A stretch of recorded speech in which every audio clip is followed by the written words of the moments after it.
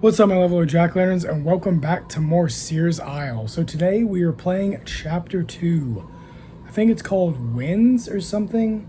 Look at this art style. It's the same style as the people we saw, the woman child or deer child, I guess, forest creature, at the end of Chapter 1 with the antlers out of their skull. So are they like shaman wizards? Oh, look, there's a woman in the reflection of the water, I think. It's really, really cool.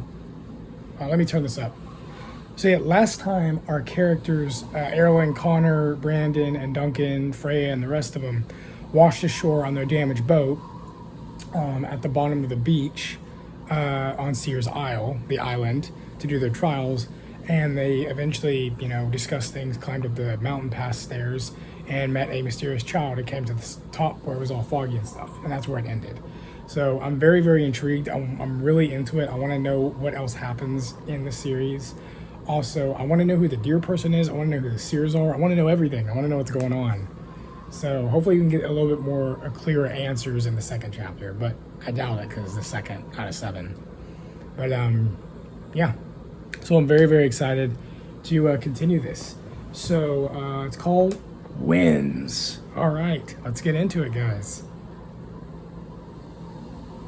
They advance into the heathland beneath the incessant howling of the wind. Ooh, this is cool. I like how each part of the scenery changes. Like, it kind of went to like grassy plateaus from beaches. It's cool. I watched him from afar. The Seers have a stronger hold here inland. Since the wind is blowing. Wait, what? Why is... So it's like someone's narrating these 7 characters, like, because it keeps saying I. Is it a seer? I must be careful that my presence isn't felt. It's got to be either the deer creature or the seer, or maybe the deer creatures are the seers. I don't know. Duncan and Erik lead the convoy and fix a fast pace for the other members of the expedition. Arlyn comes at the back. She hurries to catch up with Jennevyer. Oh yeah, the voice acting. Jennevyer. The healer turns towards Arlyn. A malevolent smile lightens her face. It awes Arlyn that Jennevyer could be so kind without it undermining her determination. Jennifer's a bitch. What we saw earlier, was it a seer? Yes, at least the legends described them like that. Wait, what? It was a seer? Have you never heard the stories told about them? Oh, here we go. We're about to get the story. My father's from around here. He comes from the south. As for my mother, let's just say she didn't have the time to pass all that down to me. Oh, I understand. Oh shit, did her mother die? Do you know what they want? The Seers. I feel like they're wizards. Just like the wind sound is super ominous. Oh, that's sad. Arlyn's mom passed away. I'm sorry. No one really knows their intentions. They choose those who are worthy to receive the gifts, but we don't know how or why. Jennevyer reflects for a few moments. But why have you come to this island if you weren't prepared for the trials? Hold on, Jennevyer. What the fuck? Calm down. Maybe Arlyn is prepared for the trials. You don't know that. She just may be nervous. I'm sorry, I'm on Arlyn's side and Connor's side. Jennevyer can fuck off. Sorry, I don't like her. She seems kind of like a presumptuous bitch. So her mother died, so she didn't really know about the Seers, but they described them as deer creatures. So that's what they look like. Ooh, the music is amazing. I'm the eldest of a large family. I have to take care of my brothers and sisters. That's what she said with Connor on the beach. When Enid, the healer of my village, died, I agreed to submit to the initiation to replace her. In exchange, the people of my village will ensure that my family lacks for nothing. Yes, I imagine it can't be easy being the daughter of an outsider in a small village.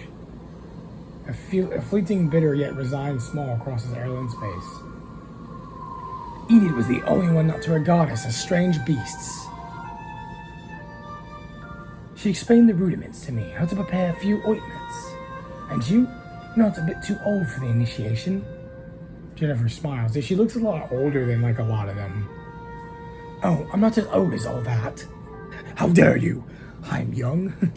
Arlyn blushes at her blunder. I'm sorry I insulted you. Sorry, I am... Forgive me. That's not what I meant to say.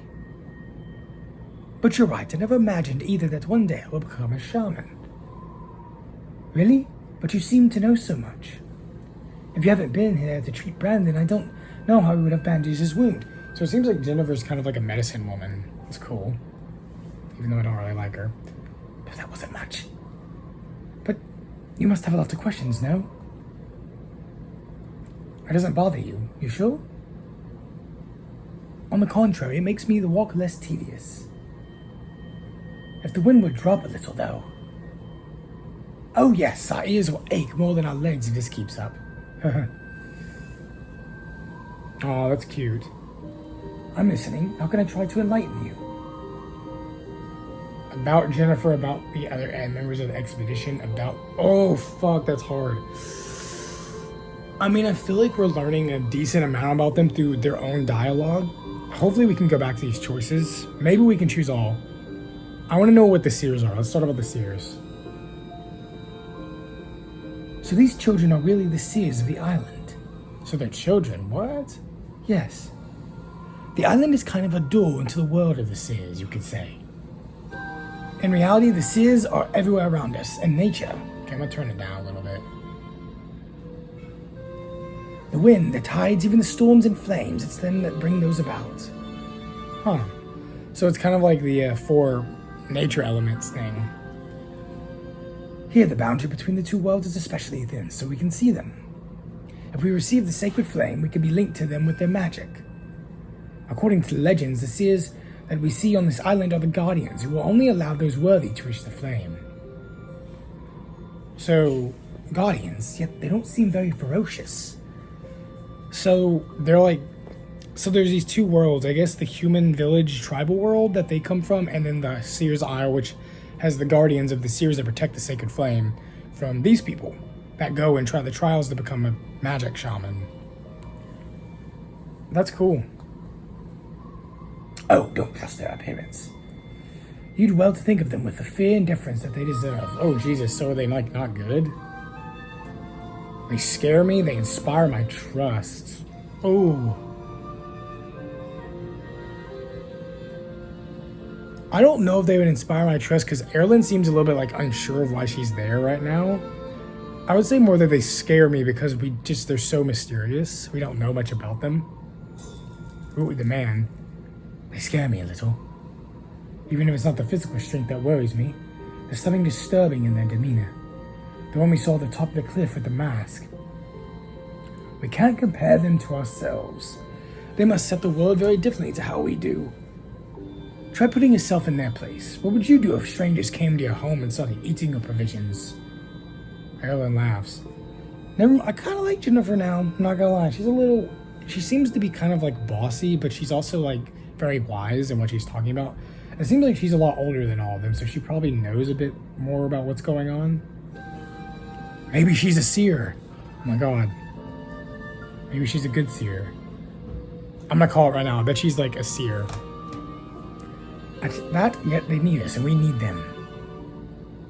Oh yes. It's a long ass conversation. Why would they need us? They need shamans to guide men so that the balance of nature is kept in our world. We become the ambassadors with our people if they judge us worthy of the task. I hadn't seen it that way. And us, we need their magic and their wisdom. The Seers control us, it's a win-win situation. Ooh, that's a hard choice. I wouldn't say that it's a win-win situation. I mean, maybe because if you do reach the secret flame and you get like you get that magical power that the Seers behold, I think that's kind of cool. And you become like a healing shaman, but like, me move this? I don't know. It just seems kind of like... It seems like the Seers kind of control what's going on, actually. Like behind the scenes kind of thing.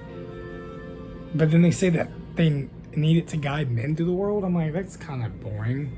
The Seers control us. I'm getting a lot of the man. Ooh. I hope these play a factor later in the game. But it's completely unfair. In fact, we're just playthings at the will of the Seers. Yep. These gifts should be available to everybody, not just those judged worthy.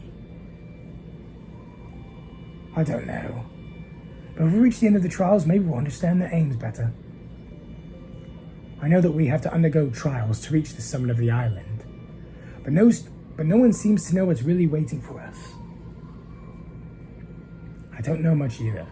It's kind of, it must be actually kind of scary to go from your home, your family, to this mysterious place where you don't know what's going to happen. You don't know if you're going to come back home, and you have one chance to prove yourself, and your whole village is counting on you behind your back. That's tough.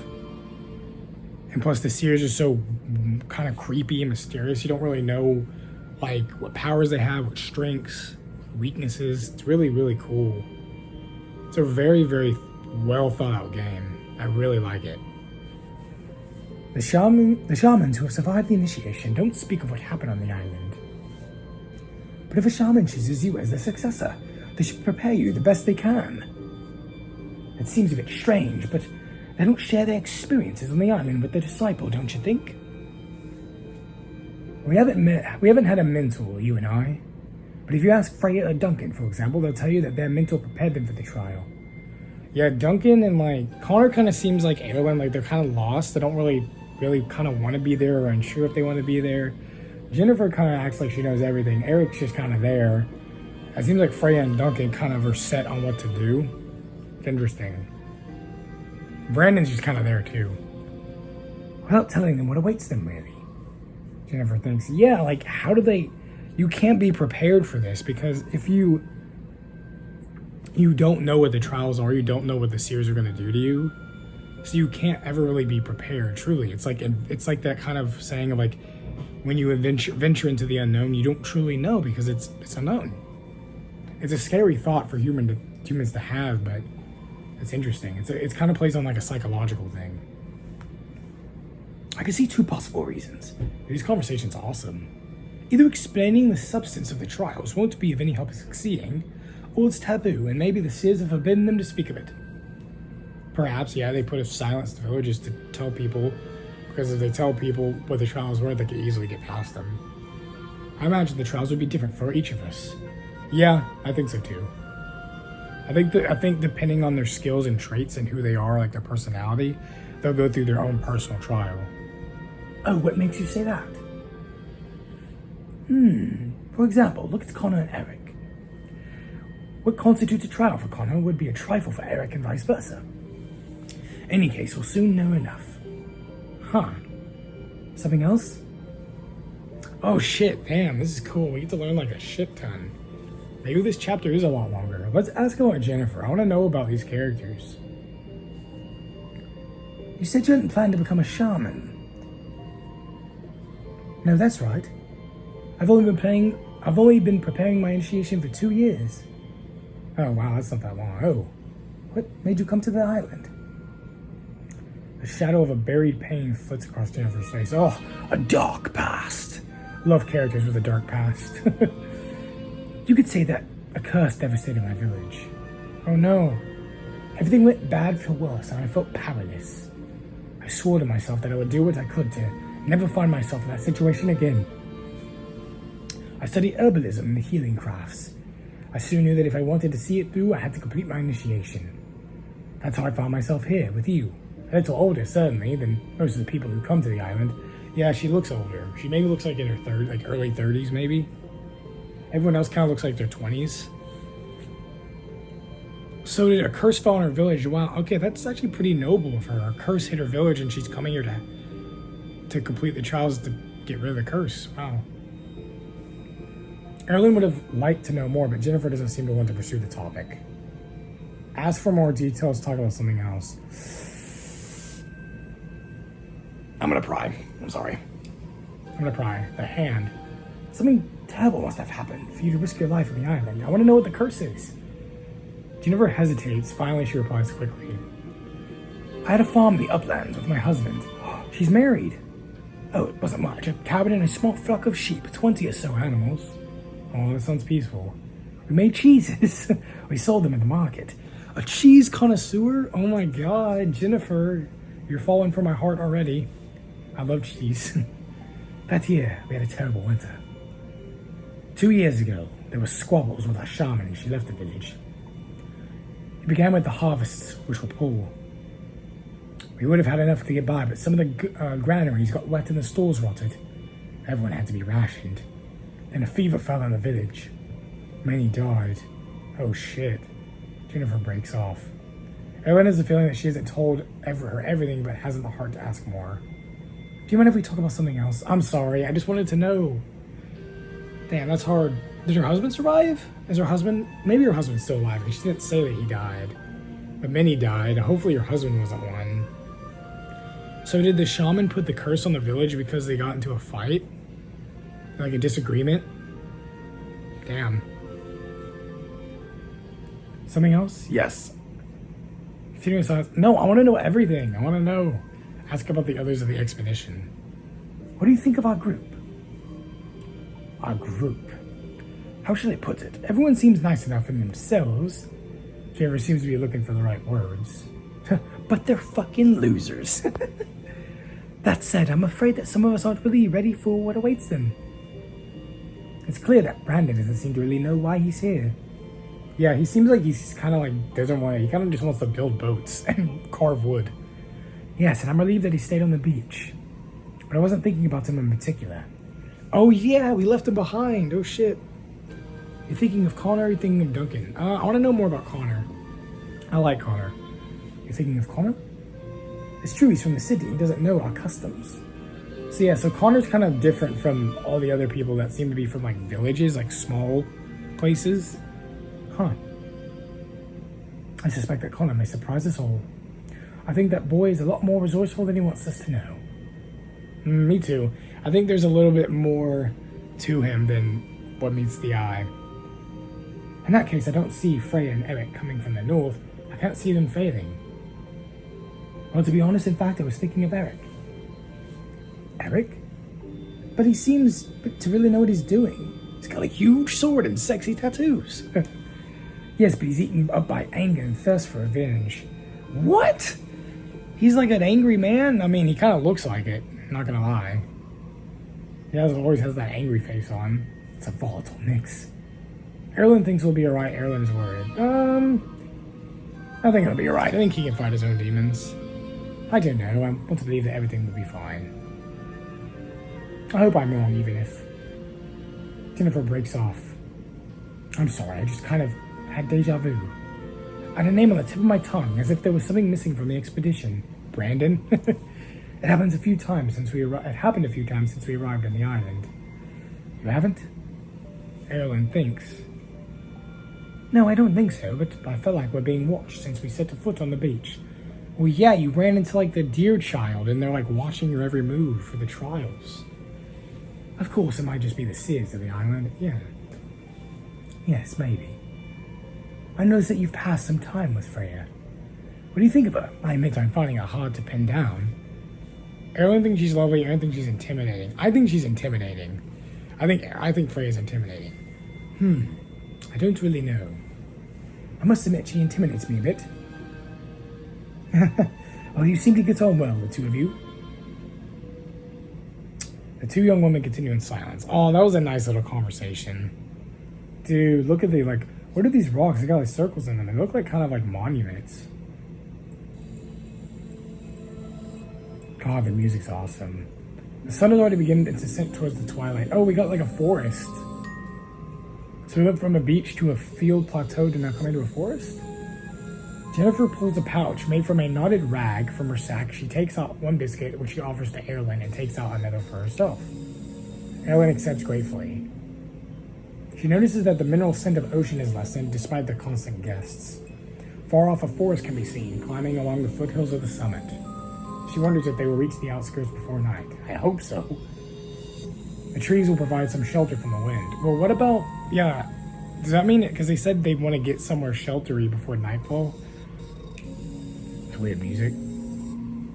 What about... Was something happen at night? As the head of the line, Duncan tries to keep up a fast pace with the far-off forest in his sight. There's no real path to show him exactly which route to take, but the heath is strewed with megaliths which just seem to mark the way. He's not sure, but he thinks his uncle Leith had mentioned this in an errant moment one evening in Lugasada. I'm assuming these are the names of their villages or places, when Duncan had taken advantage of his inebriation to ask him about the island. The way he weaves from standing stone to standing stone. Whether he's right or not, it seems to him much wiser to trust these markers, which perhaps guard them against its invisible danger, than to take more direct route towards the forest. In living memory, the island has always been wild, uninhabited, only visited from time to time by expeditions of novices, these guys, come to seek the approval of the Seers to complete their magical initiation. Whoa, it's got like runes. It does, because this game takes like a Nordic turn to it. It does have like a Norse mythology feel to it.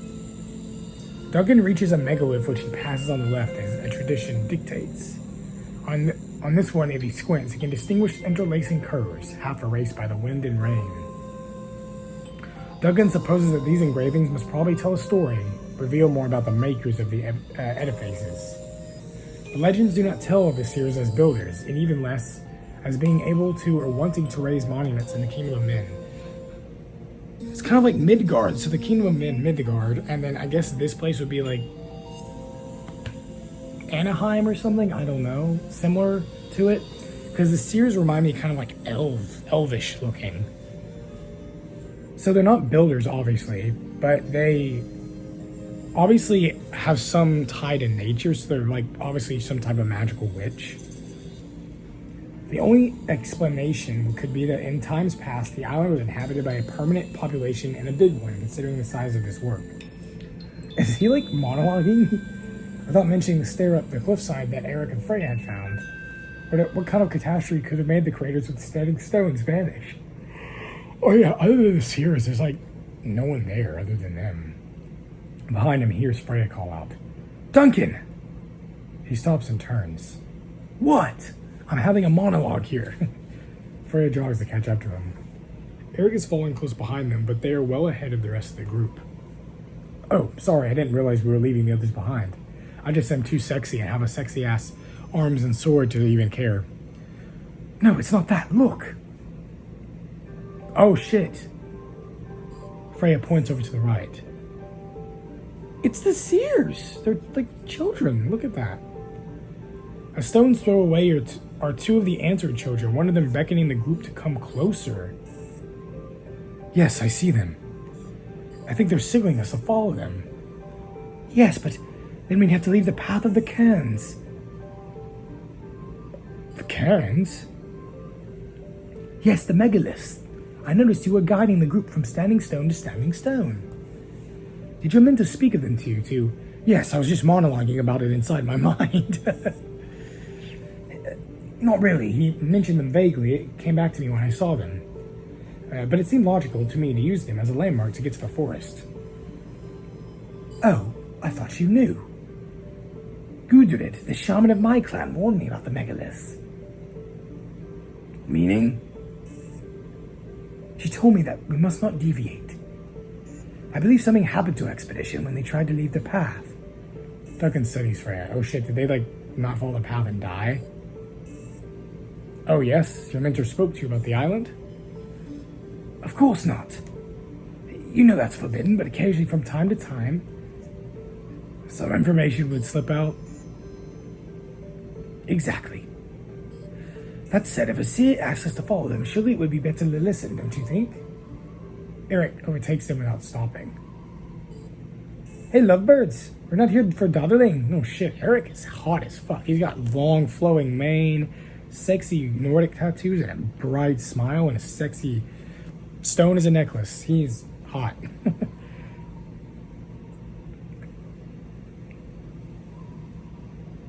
Is Duncan and Freya going to become a couple, and is Connor and Arlyn become a couple? I really hope so. Wait, Erik, did you see? This time it's Duncan who points towards the Seers. Yes, they're the Seers. They've been waving to us for a while. Don't you notice? Freya looks ruffled, as if her pride had been wounded. I confess I was looking straight ahead. I was careless. Never mind. It's only to be expected that a woman wouldn't be such a good tracker. Oh, fuck. Sexist much, Erik? Oh, you fucker. Erik is what an asshole. Duncan wonders whether he should point out that it was Freya who had shown him the altered children, but Erik doesn't allow him that time. Whatever, we should follow the megaliths. What the Okay, Erik, you may be a sexy-ass Viking, but you're an ass. And a sexist. The Seers are clearly trying to lead us astray. I don't think that's what's happening. I think they want you to come to them. Freya, her voice like ice, enunciating each syllable, doesn't see things that way. No, I believe we should trust the Seers. We should follow them. Oh god.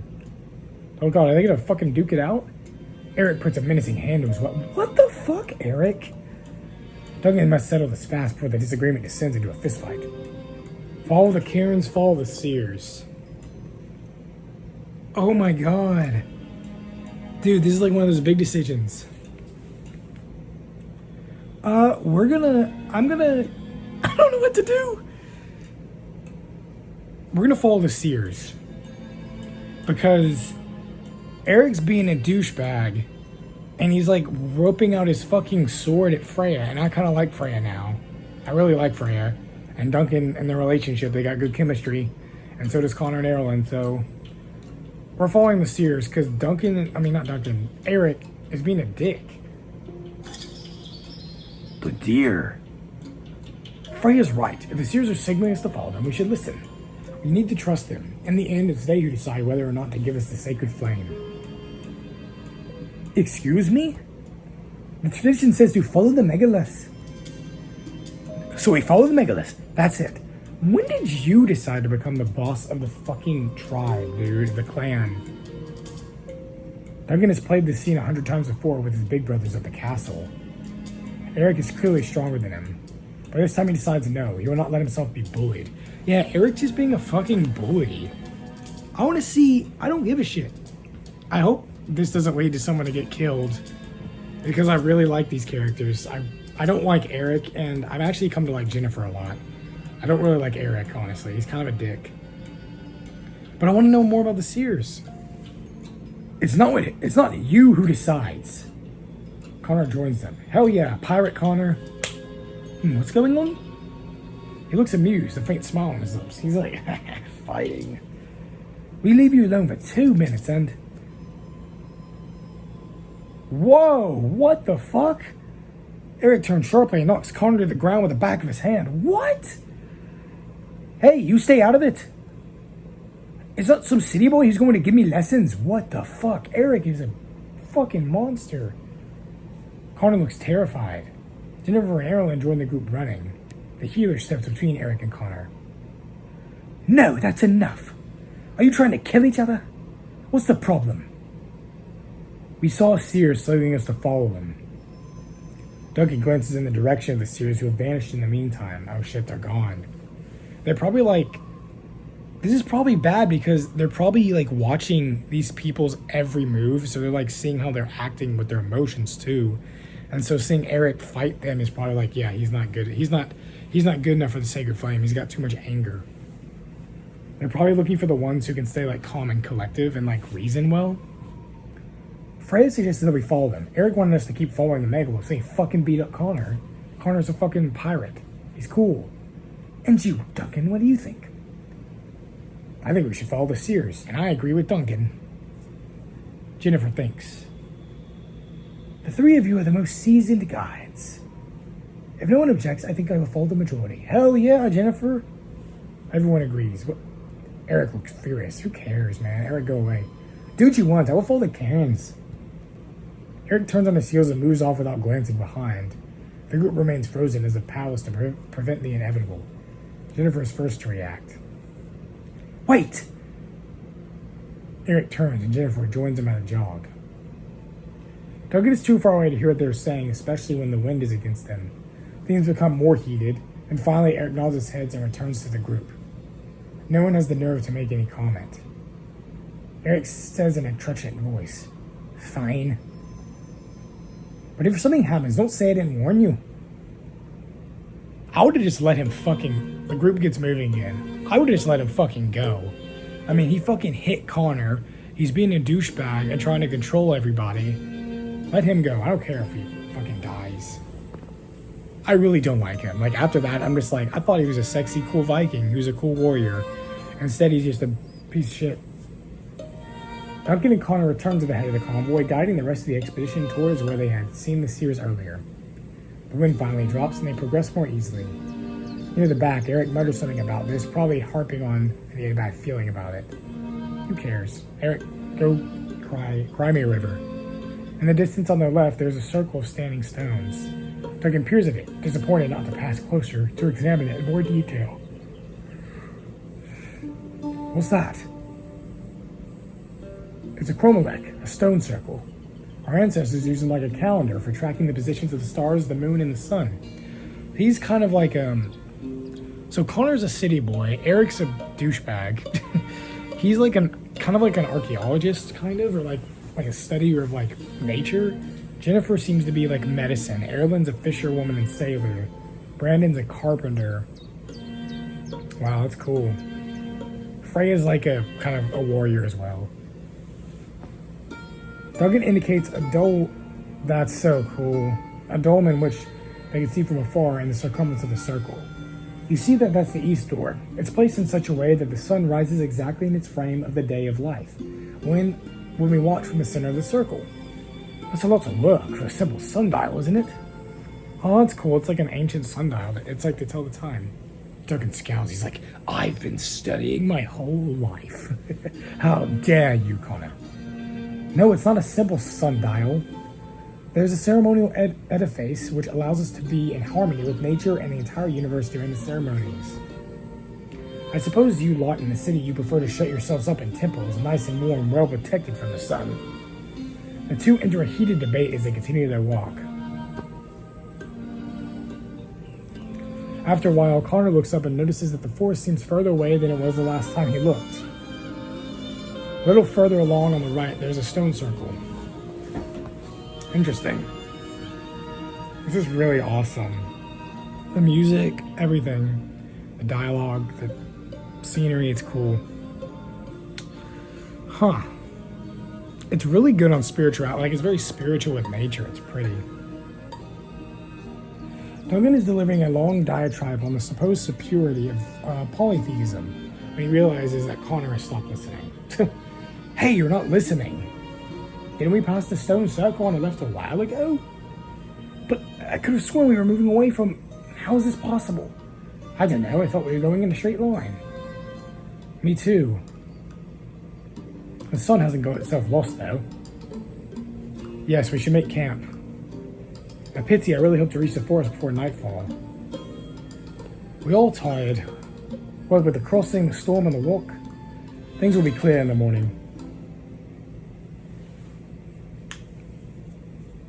Night has fallen on them. Oh shit. This is the first time we've seen nighttime in the game. Dude, this is awesome. Man, I'm loving this. The heath not providing a glut of dry wood. Oh, the heath not providing a glut of dry wood. Arlyn and Duncan have made a modest fire on the site of another older campfire. Probably from previous lights from like other tribes that came before them. Oh, they're gonna like... I hope they make to the forest in this one and the next one, because I want to see what it looks like. Because the scenery is beautiful. Probably the remains of the previous expedition. Yep. Connor stretches his tired legs. It's the first time he truly sleeps beneath the stars. Of course, he slept under porches or in alleys before the temple took him in. But never like this, with a star-filled sky like a jeweled-encrusted orb stretching from one end of the horizon to the other. So it seems like he's kind of like an outlaw, kind of, or just kind of like an outsider. The rest of the group seems just as weary, munching silently on the loaf of bread and the cheese they have shared. The provisions they have brought will not hold for long. They will have to find subsistence on the island quickly. They can probably hunt. Whoa. Arlyn has finished her meal and she pulls a small wooden flute from her bag. The other members of the expedition, who are conversing in low voices or eating in silence, stop what they are doing to listen to the melancholic air which emerges from the instrument. The melody is childlike, innocent, and Connor thinks it must be from a lullaby or nursery rhyme. That's her playing the flute. That's pretty. He's never heard anything like it before. The music of the temple is thunderous and righteous. As for the dances that could be heard in the city taverns, they definitely didn't have the gentle, nostalgic tonality of the laminate that comes from Arlyn's flute. Arlyn closes her eyes as she plays, as if possessed by a spiritual reverie. At the last note of the melody floats in the night, Arlyn realizes that everyone is watching her in silence. She blushes. Oh, sorry, I didn't want to interrupt your conversations. Dude, Arlyn's cool. Dude, this is so pretty. It's beautiful. Is it a melody from your region? That's so cool because they're all from different areas, regions. My father taught it to me. Oh no, fuck. Damn it. When he's away on the road, I play it for my brothers and sisters. I skipped it, sorry. Compliment Arlyn. Compliment Arlyn, yeah. In any case, you play very well. Oh, Connor, you slide into those Arlyn DMs now. You're just as good as the troubadours in the capital. Arlyn gives a hint of an embarrassed smile. Thank you. Jennevyer smiles. Can you play another? Your flute is such a calming sound, it helps me to think. After everything that's happened today, I need to organize my thoughts. There's something... Jennevyer turns to the group. I don't know, but I have a sensation of having a word on the tip of my tongue, without being able to find it. Yeah, she talked about this earlier.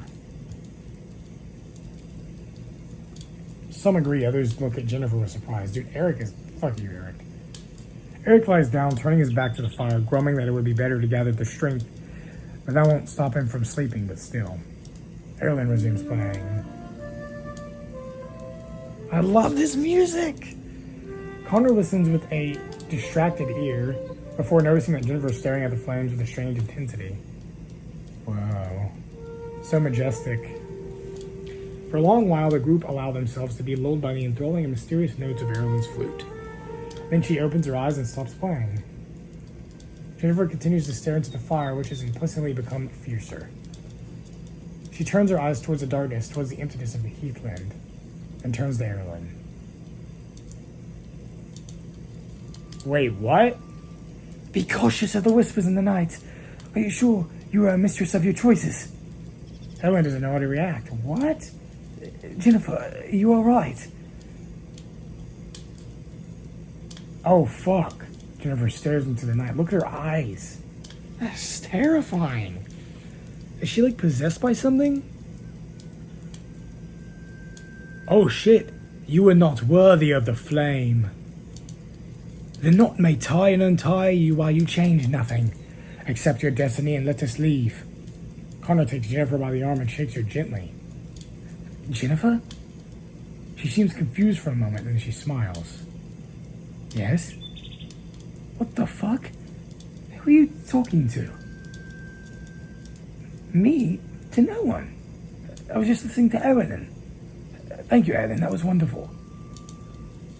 You don't remember. You just, like, flipped out and then told Arlyn that she's not worthy of the sacred flame. Jennifer's astonishment yields concern. Don't remember what? Connor turns to the others, hoping that someone knows what to do. The others look lost. No, fucking talk about it. The man. You said something about a knot in the flame, don't you remember? No, really, I'm sorry, it must be the strain. We're all tired, but am I the only one to be a bit shaken up by what's happened today? I mean, some of you are prepared for this journey on the island. I know that I come from the city, which you haven't hesitated to point out. Some more than others. Connor glances at Erik, who seems to have fallen asleep in the meantime. Connor, beat the shit out of him. He hit you, man. Listen, Connor, maybe we've been a little more better prepared to become shamans. But we don't know any more than you. What happens on this island is taboo. Our predecessors weren't permitted to speak of it, just as we will be forbidden. We can't, yeah, so it sounds like it's kind of like a, you know, what stays on the island stays on the island. Like you leave, you don't speak of it to anybody else. Huh. Well, the one who manages to reach a summit and receive the flame, I suppose everything will become clear at some point. But in the meantime, we must trust the Seers. It's not as if we have any choice. Yeah, it's like what Arlyn said earlier. They're controlling it. Freya's right. We better get some rest. We won't find the answers by staying up all night. Jennevyer lies down by the fire and closes her eyes. Wow, look at the stars. The art style is so awesome. The others do the same. Connor contemplates the flames for a moment. What is life? This strange world, peopled with seers, kerns, and sea monsters, is a long way from the daily life of the temple. I bet. He's the only one from the city. All the other ones are kind of from these areas. Must be like a pretty big culture shock. The wild expanses of the island almost frightened him. After so many years clustered in a cell, the days punctuated by the intoxicable ringing of temple bells. He still doesn't understand why he has been sent here. Does he truly have a mission to accomplish? A vital role to strengthen the supremacy of the temple? Or was he simply sent here because the secular authorities didn't know what to do with him? Connor shrugs to himself. Then he curls up close to the fire, trying like the others to get some sleep.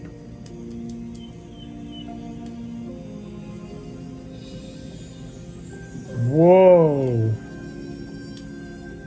What? It's like whales. There's the seer. I watched the flames become embers. I hid to avoid encountering the seers who roamed the heath in the small hours of the night. I am not yet ready. When they drew near the expedition, taking advantage of their human torpor, I returned to the beach of Wales. Here, in the confines of my domain, I am almost transparent, light, like a sylph stripped of its wings.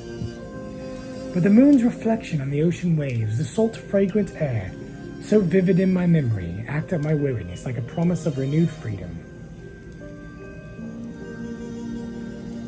Is it morning now? When I am sure that the seers have finished their inspection of the flesh, I return to the heath to watch over my potential saviors. Jennevyer is missing? What? The seers must have seized her and separated her from the group. Wait. Far away in the burnished gloom which precedes the sunrise, I glimpse her heading towards the stone circle. Wait, what? What? Wait, what? Who's talking? Wake Duncan, wake Connor. Wake Connor. Yeah. The eye. Shadows and pyres fill Connor's dream.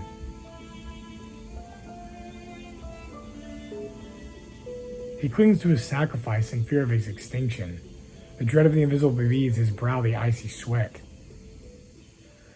With a ghastly caress, I command him to leave the darkness of within to service from the subterranean realm.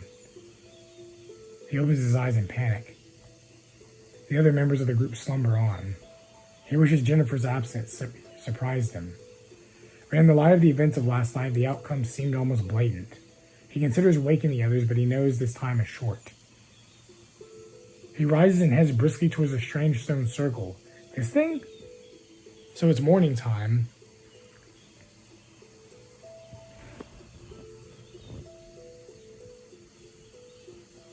Wait. So this magical presence who was talking, saying, like, I'm on the beach of Wales and stuff, is that a seer helping them out? And it woke Connor from his dream that he was having to go try to get Jennevyer? I follow him, forgetting my prudence. As we drew closer to the chrome lake, the air seems charged with the smell of thunder. Jennevyer is oh shit. Oh Jesus. Jennevyer is at the center of the circle, heading towards the antler children who come to meet her from the other side. What the fuck? Connor wavers to cross the circumference as if divine lightning will strike him down at the first misstep. He doesn't realize that he's already too late. What must pass will pass. What's going on? Jennevyer has reached the children. She stretches her hand towards them. Connor cries out, trying to attract the young woman's attention, but she's deaf to his call. There is a bright flash, then emptiness. Jennevyer and the Seers have vanished. Connor feels a presence behind him. My presence. Wait, what? He turns. He sees me. During this fraction of a second, when the time seems to stand still, everything is clear. Lucid. He opens his mouth to say something, but the wave of magic is broken on the boundaries of this chrome lick and ebbs towards the surface, taking with it its insight of what is, of what has been, of what will be. I am invisible again. Connor stays there for a long moment, dazed by the strangeness of the world, trying to put his thoughts in order. When he finally returns to the camp, he finds the group agitated.